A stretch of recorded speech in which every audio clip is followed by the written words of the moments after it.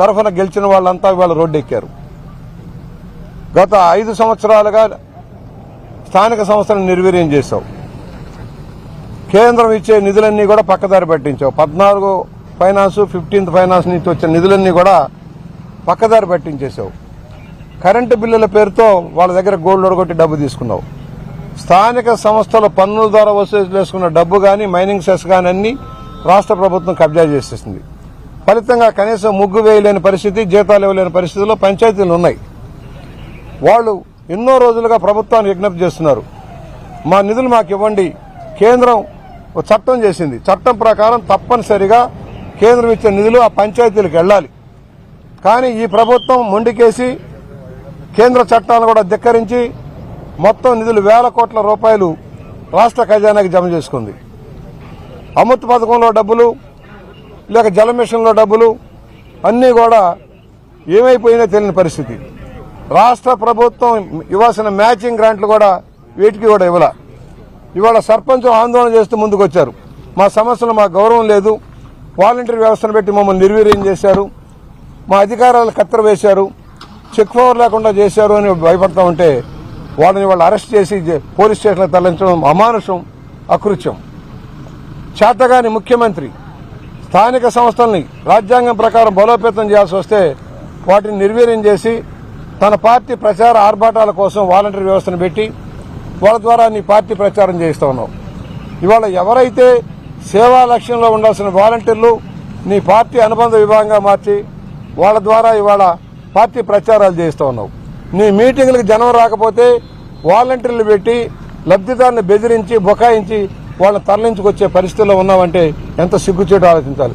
నీ పార్టీ నాయకులు, నీ పార్టీ కార్యకర్తలు చేయవలసిన పని వాలంటీర్లను పెట్టి డ్వాక్రా మహిళల్ని, ఆశా వర్కర్ని బెదిరించి బొకాయించి తెస్తే వాళ్ళు మధ్యలోనే పారిపోతా ఉన్నారు. ఇవాళ ప్రజా ఉద్యమాలు మొదలైనవి. మొన్నటిదాకా అణచివేశావు.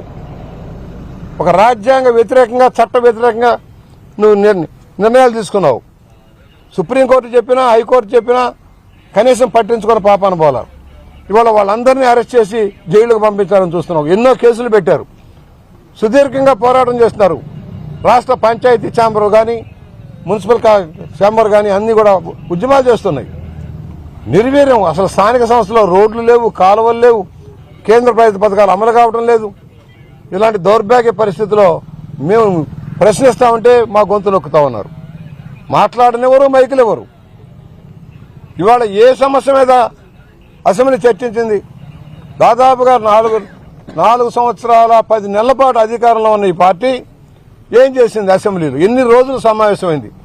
ఎన్ని నిమిషాలు, ఎన్ని సెకండ్లు తెలుగుదేశం పార్టీ ప్రతిపక్షంగా మాకు అవకాశం ఇచ్చారో మాట్లాడాలి.